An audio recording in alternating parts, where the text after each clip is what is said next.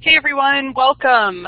This is our third evening of keynotes at the first annual Learning Revolution conference. We're very excited to have Cindy Mediavilla talking about learning by doing internships and residencies, her experience at UCLA and working with LA Public Libraries. This is very exciting. Cindy is a dear friend of mine and a library hero.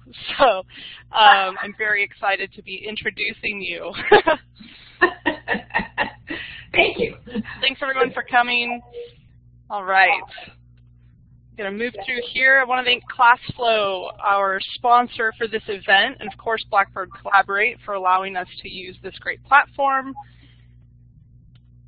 And this is the map slide, so everyone is typically familiar with this. If you go ahead and grab your pointer, which is that second tool down on your toolbar along the left-hand side of your screen, you can point to where you're logging in from. And go ahead and type in the chat where you're at, what the weather's like, where you'd rather be, all of that. Peggy is always the heat report from Phoenix. Looks like a cool day for you, Peggy. Excellent. And Payush logging in from India. Got people in Australia and New Zealand. This is great. Excellent. All right. Cindy, I am going to turn it over to you. And again, thank you so much for keynoting this event. Well, thank you, Amy, and thanks for your kind introduction. And wow, I'm blown away by where everyone's coming from. I'm sitting here in LA where it's beautiful, but wow, Australia and India, very impressive. So thank you, Amy and Steve, for inviting me to be part of this very interesting and exciting event. My name is Cindy Mediavilla, and I wear many professional hats, including teaching for the UCLA Department of Information Studies and working part-time for the California State Library. But tonight I'm speaking as a freelance consultant who has managed and evaluated many library projects over the past 2 decades. My topic tonight is learning by doing, especially as relates to library internships and residencies, though of course this topic really could relate to just about any profession. Librarians have debated the value of library education versus library practice since the days of Melville Dewey. Indeed, a recent editorial posted on the Library Journal website generated an avalanche of responses when Editor-in-Chief Michael Kelly questioned the value of the Masters of Library Science degree. 170 comments have been posted so far. I read the first 70 and tried to tally the sentiment of the comments. And so I can say that the discussion was pretty much 50-50, with half of the people defending the need for higher library education and half disputing it. Several people also mentioned the need for library apprenticeships, which I found especially interesting, especially in light of my topic tonight. As someone who has taught as an adjunct faculty member for both the San Jose State and UCLA library schools for almost 25 years, I can attest to the value of a good, solid library education. Library school provides a philosophical as well as theoretical foundation to library work that you might not be able to acquire on your own once you're in the busy throes of actually providing library service. A thorough understanding of intellectual freedom, organization, and the benefits and challenges of technology should all be part of a librarian's mental toolkit before starting that very first library job. Library school should also imbue its graduates with strong critical thinking and decision-making skills. However, as a former practitioner who worked in public libraries for almost 20 years, I also believe in the value of learning by doing, and so that's what I'm going to talk about this evening. In particular, I'm going to tell you about 2 apprenticeship programs I helped create and managed, and what the participants learned during those experiences. And there we are. The first program, From Interns to Library Leaders, or PHIL as we called it, F-I-L-L, was an internship program that placed Los Angeles-based library school students in internships in local area public libraries. In early 2001, many LA public libraries were plagued with what the Los Angeles Times called a vexing shortage of public librarians. Even the highly respected Los Angeles Public Library had a 17% vacancy rate at that time. Local library school students were more interested in working for movie studios, art museums, and other special libraries after they graduated.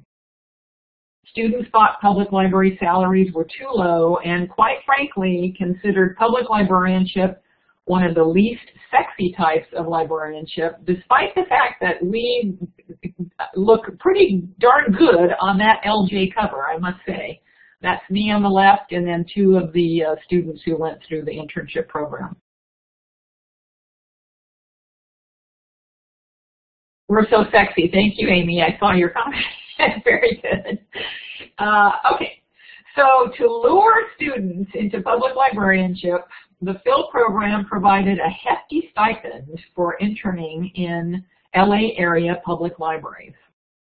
The hope, of course, was that once the interns became exposed to the joys of working in a public library, they would then become public librarians after graduation. I was hired to write a grant to pay for the stipends. I then became manager of the program once it was funded. I managed the program its first 2 years. During that time, during those 2 years, we placed 82 students into 87 public library internships. And the students were from UCLA as well as the San Jose program, which in 2001, I think was just starting to be sort of worldwide, so there were San Jose students in the LA area. Because few internships at the time offered a stipend, the application process was extremely competitive, with students having to explain why and how they hoped to broaden their knowledge of public libraries.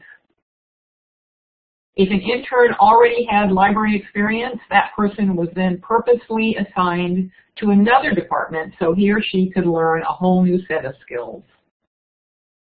A cataloger, for instance, would be assigned to work at a reference desk. Likewise, someone comfortable working in a central library would be assigned to a branch. The whole purpose was to provide as broad exposure as possible to public librarianship in the time allotted. So what was learned? Depending on the library, the interns experienced everything from conducting children's story times to staffing the reference desk to helping conduct community needs assessments. One intern said he was allowed to attend library board meetings, sit in on job interviews, set up displays, create tutorials, and create bibliographies. In short, he said, I not only did my own thing, but I was given the opportunity to see the not-so-glamorous nuts and bolts part of how a public library works. Many students who had very little knowledge of public libraries gained a keen appreciation for their internship sites. One intern, who had focused primarily on academic librarianship beforehand, discovered that in a public library, you actually feel like you are answering reference questions that are important to people's lives, as opposed to academic questions for research or student papers. You really see and feel what librarianship is about. Another intern said he gained a real appreciation for the importance of a public library within the community and the amount of effort involved in providing a variety of services. And yet another said, my PHIL experience gave me a greater degree of respect and admiration for public libraries and librarians, and increased my awareness and understanding of public library issues. The internship also opened students' eyes to new possibilities. I had intended to be an archivist, one student noted. However, my Phil experience made it immediately clear how much I belonged in a public library. I enjoyed working with children. Children's librarianship is now a real possibility for me. Another intern passionately related how the Phil experience completely changed her professional outlook. Phil opened my eyes to a different aspect of librarianship that actually provided me my purpose. If I had not had this opportunity, she said, I may not have ever found my purpose, which is to be active in providing service to underserved people in my community. A surprising number of other students had similar revelations while working with disadvantaged library users. And to me, this was one of the high points of the Phil project, that so many students were suddenly exposed to working with disadvantaged groups of people, and they really then understood the value of public librarianship. As one intern who had previously worked with wealthier library users related, I got to observe a total different community and their library habits. It was an eye-opening experience to see how a poor community uses and appreciates library resources and staff. I was really shocked at the difference. At the end of the internship, each student was surveyed about the experience and was asked to speculate on future career plans. All but one said they would now see themselves working in a public library. Even the one person who said he would stick with academic libraries praised his public library experience for reinforcing his belief in public access. Students who were determined to become reference librarians suddenly saw themselves as potential children's librarians and even library directors, which was really pretty amazing. One student said, although I have not been exposed to all public library positions, the internship experience made me recognize how much I would enjoy working in a lot of different positions within public librarianship. I'd be willing to try most anything now. So, to sum up, by being able to actually become public librarians for even a short period of time, many, if not all of the students, had a profound learning experience not necessarily available in the classroom. By experiencing the variety of tasks and operations that are typical to public library work, the students came to quickly appreciate what public librarians are able to accomplish on a daily basis. Several students also had an epiphany about serving disadvantaged populations, with some interns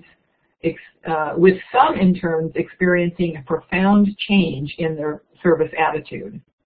And even the students who never before envisioned themselves as public librarians could now seriously see themselves in that role. At the end of the first 2 years, a longitudinal survey was sent to the first batch of Phil interns who had graduated the year before. Almost half said they were now working in public libraries, while most of the others were working in special and academic libraries. One even became director of a small community college library in Oregon. 58% said Phil had influenced their career choices and were grateful for the skills gained during their internships. A modified version of the Phil project still exists in the Los Angeles area today. For more information about Phil and its results, I would hope that you would be interested in seeing my book, Public Library Internships, Advice from the Field, which was published by Scarecrow Press in 2006. Not only does the book talk about my internship or the Phil internship, but it also surveys several public library internship programs across the United States and is one of the few works ever written on this topic. So I see a lot of chat going on, which I really can't watch because I'm looking at my script, but At this point, let's take a breather and see what questions you have either about the Phil project or about internships in general, or if you want to share experiences that you've had as an intern. So let's see here. Cindy, Maureen was asking, she lives in a really rural community. Do you know, were any of the libraries that you worked with, I know in LA it's not really a rural population, but was this ever replicated like in the valley, like in Central California or anywhere where there might have been really small communities with very limited resources in as far as like staff would go? Well, no, this particular project that I was involved with only happened in the LA basin. So no rural. We have no rural libraries in Los Angeles. Although there are, you know, an hour away, there are rural libraries. But no, this was all in very urban areas of Los Angeles. And as far as I know, while we were in the first couple of years of Phil, when I was overseeing it, we did get lots of questions about the program. But as far as I know, it's never really been replicated. So the thing that made this particular program unique was that, well, for the first 2 years, we had grant money to pay the students to do the internships, which was a huge incentive for students who had no previous interest in public librarianship to do internships in public libraries. And as you saw from the results, about 50% of those folks actually then did work in public libraries, even ones who had expressed zero interest in public librarianship. Once they did the internship, that they got very immersed and excited about public librarianship and did then accept positions in public libraries. But as far as I know, this exact model has never been replicated before, since then, except that it does continue today. Other comments? Thanks for answering that. And yeah, if anyone has a question they'd like to ask on the mic, feel free to raise your hand. I'll give you mic permissions also. Excellent. That'd be great.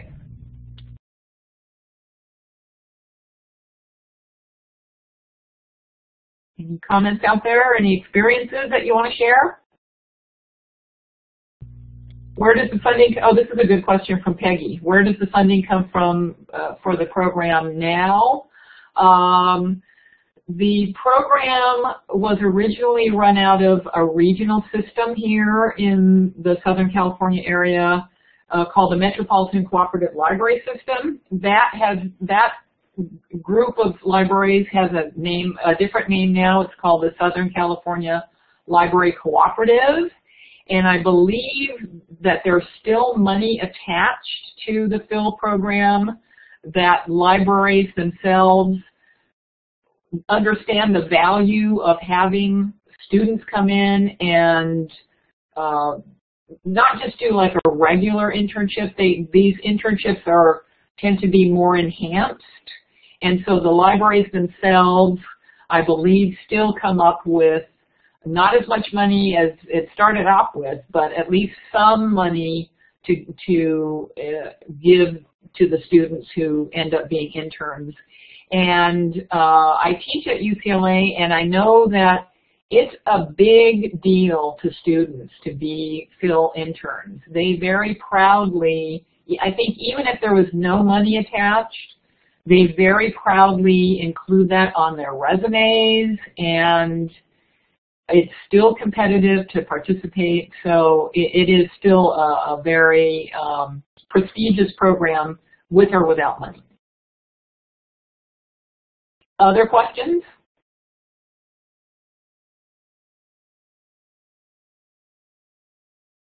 I'll wait a couple of seconds, then I'll move on. So, okay. You can still ask questions. Okay, let's see. Paid internship provides additional value because you can be really selective.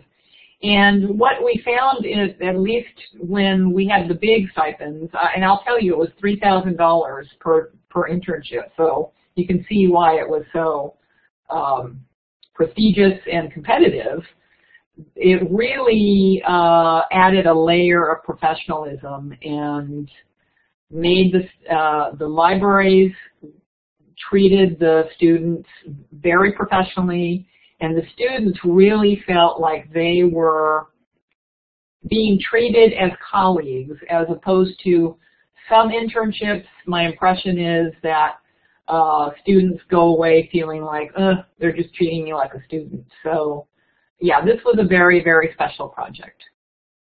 And yeah, it makes a bigger deal for the students, absolutely.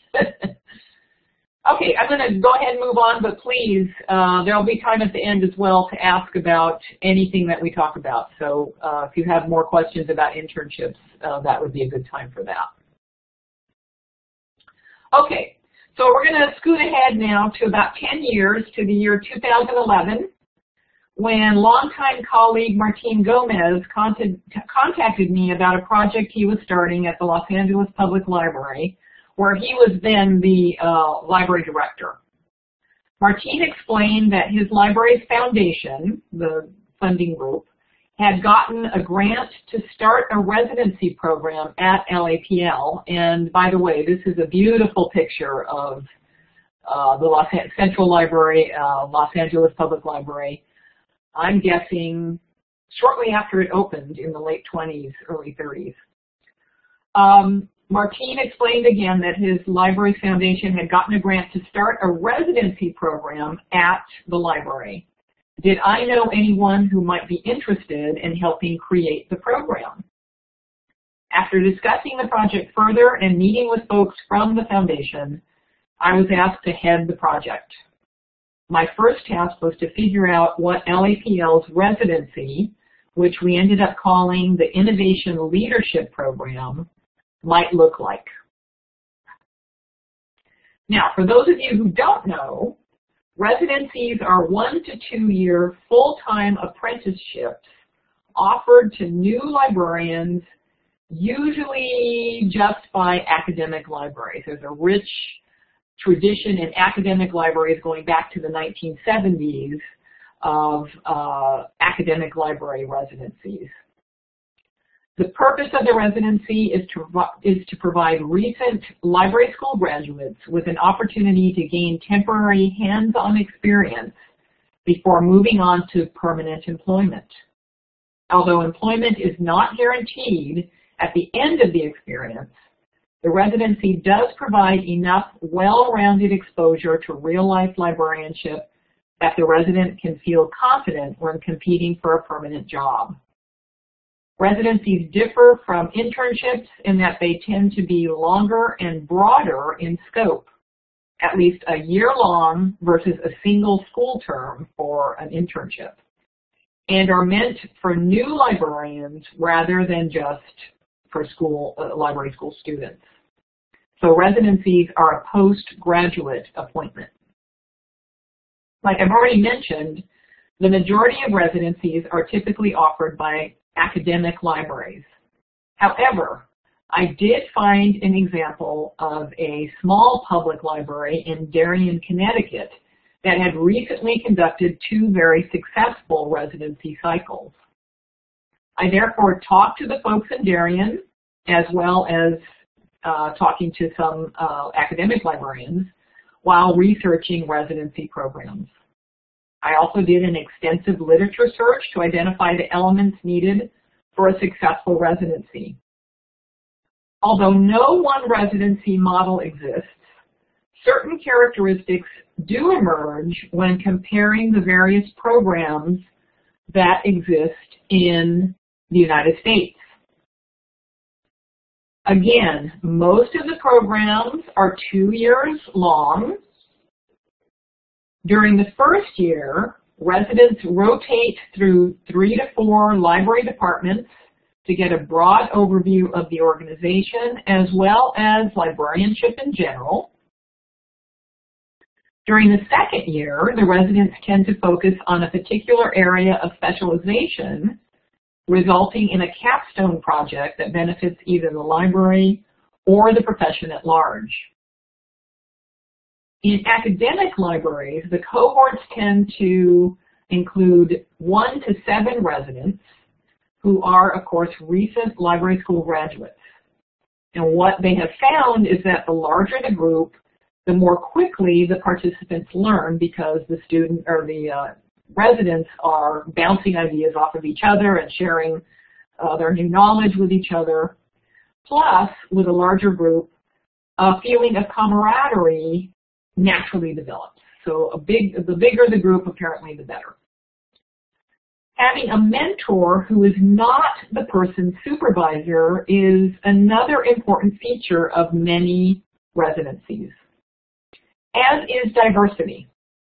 Many libraries either attempt to recruit recent graduates of color to be residents, or they emphasize projects that involve services to underserved communities.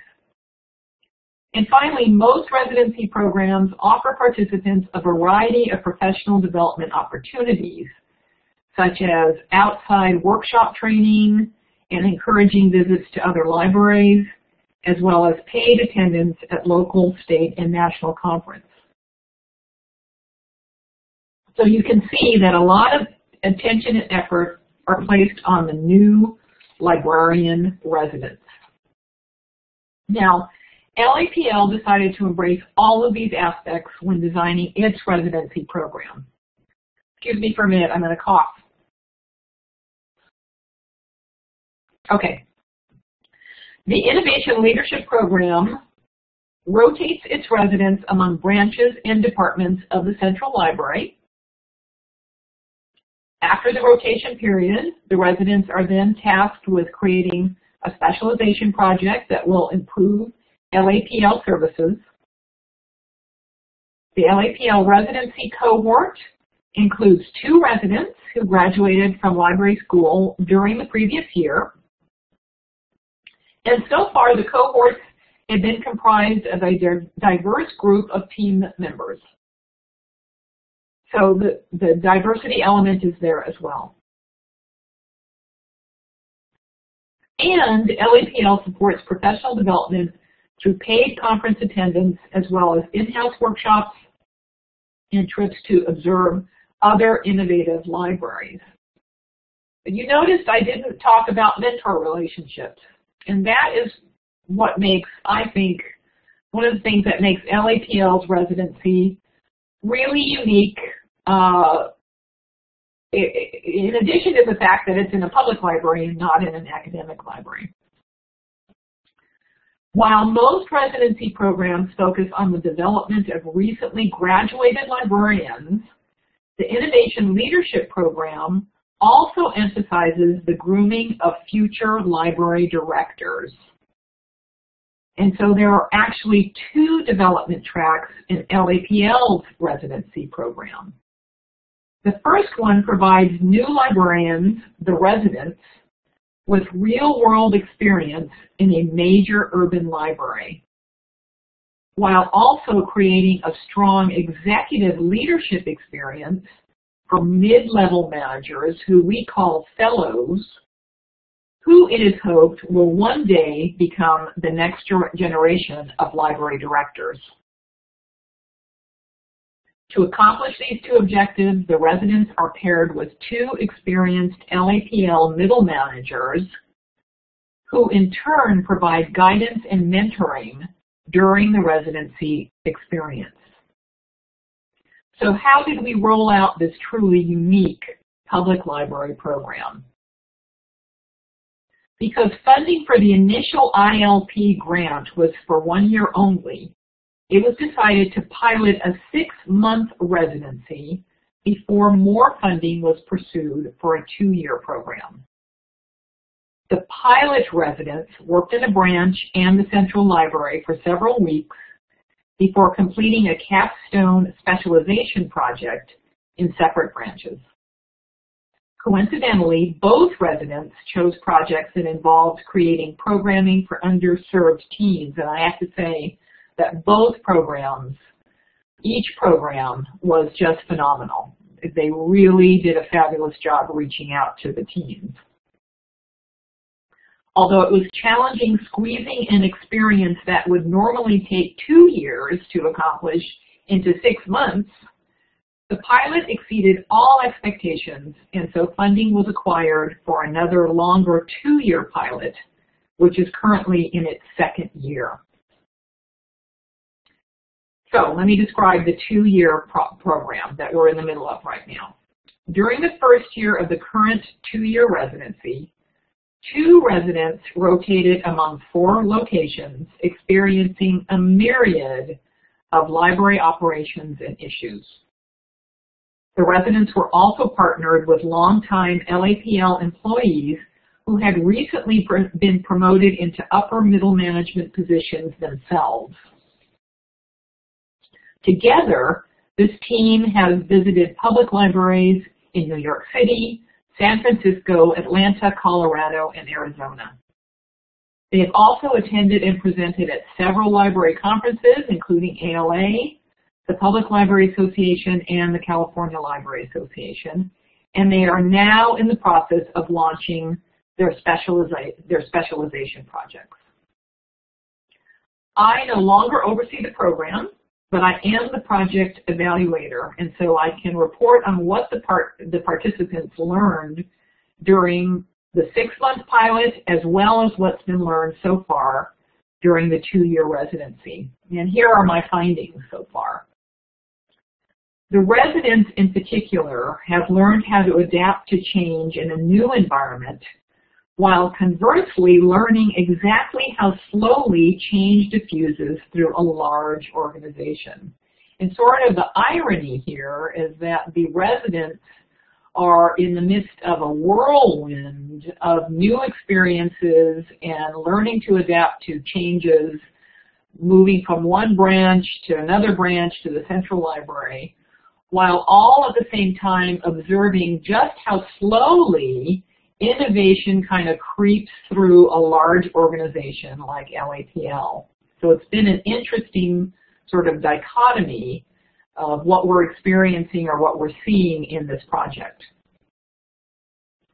Because they've experienced everything from shelving library materials to making programming decisions at several library locations, all the residents, both from the 6-month pilot and the current 2-year program, now have an intimate yet broad view of public library service, something that can otherwise be slow to develop when working in only one location. And those of you who are librarians understand that you graduate, you get your first job, and then you're really focused on becoming acclimated to your new surroundings, your new job, and you're really focusing on doing a good job. And so your view is very narrow. It's on the community members that you're serving. You rarely think really beyond the 4 walls that you go into every day to do your job. With this particular residency program, the residents are experiencing just about everything, and in different sized libraries and with different types of clientele, and truly they are accumulating a wealth of knowledge that some librarians, it takes them an entire career maybe to be exposed to all the different things that these new librarians are getting to experience. So it really is quite a wonderful and unique experience. They've also experienced the wide range of customers that public librarians serve every day. Everyone from wealthy, self-sufficient power users to impoverished homeless people. One resident said she learned how to be professional. She quickly learned how to be professional without being overly friendly, a skill that was never taught in library school. Another said that working with diverse members of a low-income community helped reinforce her commitment to social justice. With such a wide variety of clientele and communities across a city the size of Los Angeles, one resident observed that a cookie-cutter approach to service just doesn't work at LAPL, and indeed each branch is a microcosm, and each community has its own demands. So again, LAPL is almost like a perfect petri dish or place to experiment with a unique, one-of-a-kind, so far, project like this. The fellows, too, have learned much, stretching beyond their daily work routines to advise and collaborate with the residents. They learn from me, and I learn from them, one fellow said. The program helps me continue to grow professionally. In addition, visiting public libraries throughout the country has been an energizing exercise that has inspired several new ideas that the ILP team hopes to incorporate at LAPL. And finally, the challenges of the residency, including meeting short deadlines and juggling multiple responsibilities, have taught everyone involved just what they are capable of doing. The residents' confidence in their new librarian skills has been bolstered as a result of the program, and the fellows have honed their management skills as well. In fact, the 2 6-month pilot fellows were promoted within LAPL shortly after the 6-month pilot ended, which says to me that their supervisors understood that they had gotten some very valuable experience, and so then made them more promotable within the organization, which of course is the point of the fellows track of the residency, is to help them move up the career ladder. Like I said above, the 2-year program is now in its 2nd year. The residents have completed their rotations and are now beginning to work on their specialization projects. Final evaluation of the program will be conducted in December of this year, but already it's apparent that the recently graduated residents have learned far more during their first ILP year than they would normally learn as part of an entry-level library job. Both residents are extremely grateful for the opportunity they've been given and been able to take advantage of. So let's see. What questions? I know there's been a lot of chatter on the left that I haven't been able to keep track of, but what questions do you have about the Innovation Leadership Program? And I'll be glancing at the questions and comments here. Again, guys, if you want to raise your hand, you're welcome to use the mic. Peggy, you had a really good question just a moment ago. I'm going to enable your microphone here. You're welcome to put it in the chat if you don't have your mic on you.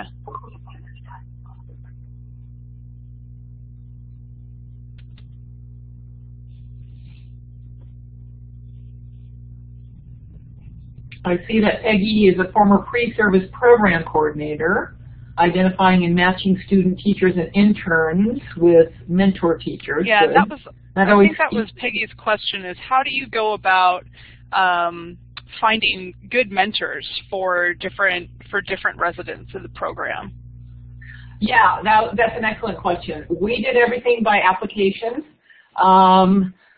For the 2 residency openings that we had, for the 2 resident openings, rather, we had 100 people apply from all over the country and some from Canada. And it was quite an intensive process, kind of weeding down to, or boiling down to, I think we ended up interviewing 6 or 8 candidates. Now, there was quite a big selection committee. I read every single one.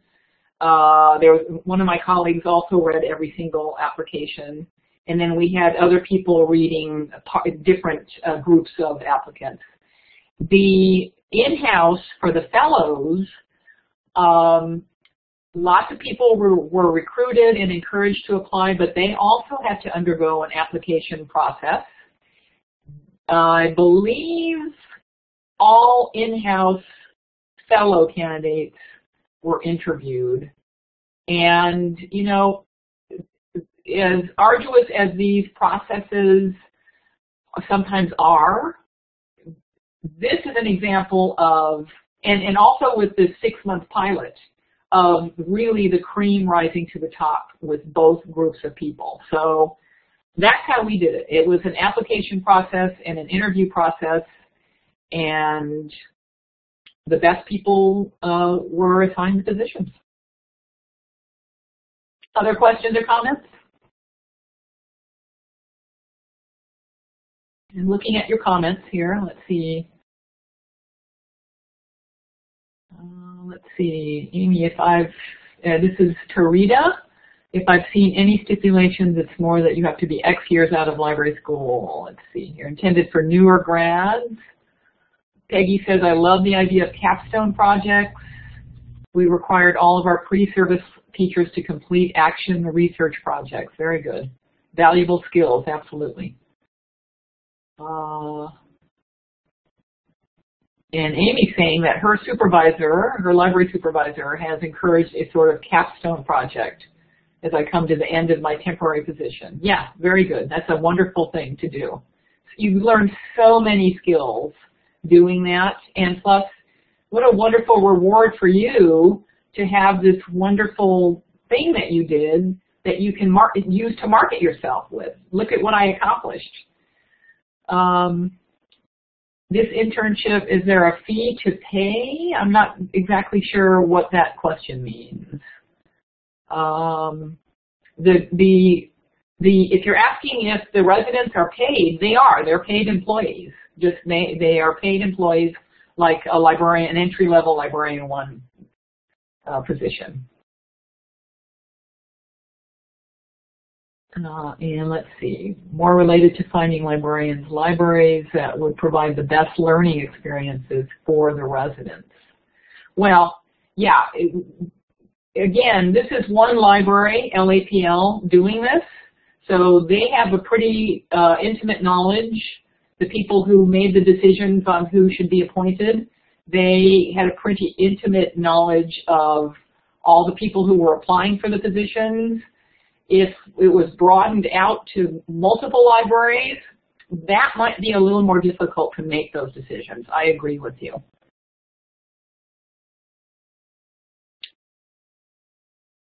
Would you have this internship as an online course? I'm not exactly sure what you're asking there.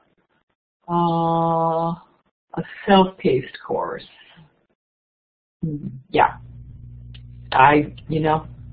Amy, is that you I'm thinking that, now, Jenny, I'm not sure, this might not be your question, but at least in my experience, so many library schools have such a distance learning component, if not 100% distance learning. So I think that the real value of this type of a residency program is to complement that. So I see what you're saying. I think that there are a lot of self-paced sort of professional development things for librarians across, public libraries, academic libraries, special libraries, etc. But I think that the hands-on residency program is really that's really different. That's really something special in addition to an education. The practice component coming in. So I imagine, Jenny, you could probably think of some ways that you might incorporate some online, like a social, I don't know, a platform or something where people could be sharing their experiences of what they're doing in this, physical residency. But I'm not sure. It's a good question, though. And of course, the whole point of this particular presentation tonight is, as it says, learning by doing, which means getting your hands in there and actually experiencing it. So any sort of combination of just online or a combination of in-person and online, I have absolutely no experience with that, and so I don't feel qualified to even talk about it. What I'm talking about tonight is actually feet on the ground in the building with a mentor face-to-face experience. So it's a little bit different. Other comments? Yeah, in the trenches, indeed. Let me go ahead and just sort of wrap up, and then if there are more questions, I think that would be a good time because I'm sensitive to having 15 minutes left. So let's go ahead. So in conclusion, and if no one's ever been on the UCLA campus, this is a beautiful picture of Powell Library, where when I was a library school student in the 70s, our library school was actually in that building, but now it's in the ground floor of that building. This is the undergrad library at UCLA. So, but let me move on. Sheila S. Intner, Professor Emerita from Simmons College's Graduate School of Library and Information Science, posits that the biggest challenge facing the library profession today is to develop a generation of strong, successful practitioners. To do this, she recommends the creation of modern-day apprenticeships, where graduates can gain experience working with master practitioners who know best practices and can guide them on the path to success. Some of this knowledge can't be taught in a classroom, she says, but needs exposure to day-to-day practical problems to be learned. Based on my experience with both the PHIL project and the Innovation Leadership Program, I have to agree. Library school provides a solid philosophical foundation, especially as relates to intellectual freedom, universal access, and library organization. But internships during library school and residencies after graduation allow new professionals to apply what's taught in the classroom. Library students can learn the history and theory of librarianship from books and lectures, but they do not become librarians until they actually begin to practice. Much like nurses, doctors, and lawyers who also incorporate internships and practica into their educational regimen, librarians ultimately learn best by doing. Now, I've pulled together this very short bibliography of some of the titles that I am referring to, that I've referred to throughout my presentation, and some key titles here. The Perez and Gruel book at the end is the single best right now work on residencies in academic librarianship. But I do want to point you back again to the Michael Kelly piece, Can We Talk About the MLS? This is the controversial editorial that he wrote last year and is still getting comments on the comment page. In that editorial, he asked, what skill set or ethos does the MLS degree confer that can only be gained through higher education as opposed to gaining through an apprenticeship? It's a provocative question that's generated 170 comments so far on the Library Journal website. I believe more research is needed before we conclusively know the answer to Kelly's question, but what we've seen accomplished through PHIL and ILP, at least I think, gives us a hint. So, here's my contact information if you want to continue the conversation further beyond tonight, and I'm happy to entertain any comments or questions right now. Thank you so much, Cindy. This has been really great. And I'm seeing a lot of the folks in our room. It's so funny. A lot of you, I didn't have any idea that you were library people. We're always in the teacher crowd, and sometimes teacher librarians don't always make themselves as readily apparent. So it's great to have you all here. Peggy, I really have enjoyed reading some of your comments, and you know, I'm imagining how this kind of a presentation ties into some of the work that you've discussed in classrooms, and how you know, what this sort of a model might look like for teachers. I think that there's a whole lot of potential, you know, for you know, a school partnering with a school district and having residents. And yeah, I think that there's just a lot of really neat things. So if you have any comments, feel free to share in the chat. If you have any questions, I'm happy to turn on your mic. Just let me know. You can raise your hand. It's that third icon in there. I'd love to hear more comments and questions.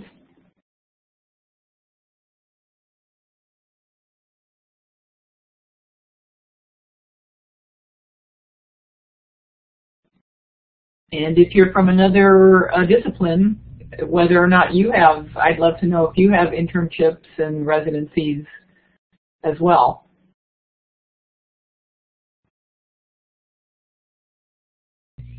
Looks like a lot of people are typing. I can't wait to see these comments.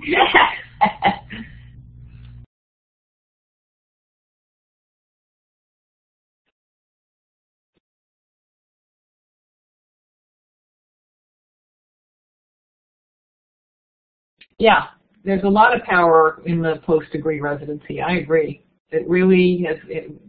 There's been a lot of empowerment. The residents have really been empowered during the residency experience.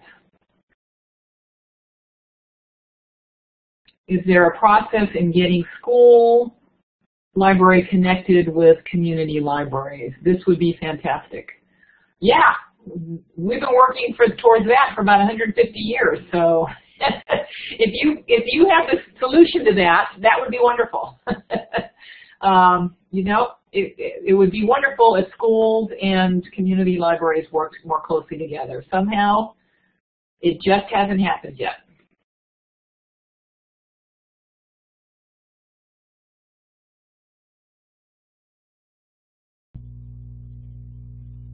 Elementary school libraries. Yeah, well, in California in particular, we don't have librarians in elementary school libraries, so it would be great if we could have librarians or even library school students in there helping out with elementary school libraries.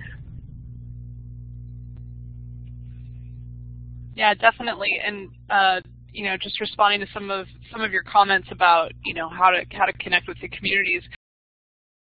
I think that the best way to do that is truly, you know, like the on the ground making connections. That's making phone calls and following up and bothering people. It's all of that to try and develop some sort of partnership or you know, synchronize some sort of model because, you know, so many people are in schools, you know, a lot of public schools are definitely, their missions are certainly parallel to a lot of the values that public library is providing, and so it does seem like there's definitely opportunity.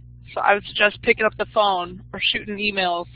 Yeah, well, absolutely. The missions of the mission of the public library and the mission of the school is almost identical.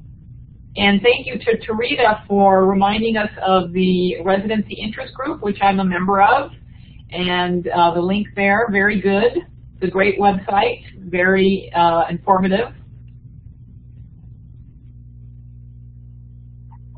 Excellent. All right, well, thanks everyone for your comments. I'm going to go ahead and stop the recording here in just a minute. I just want to thank Cindy again. Thank you so much. It was really fun, and I'm really impressed at the range of audience members from all over the world. So that says that your conference is very successful. So I'm happy to be part of it. Thank you. Excellent. Thank you.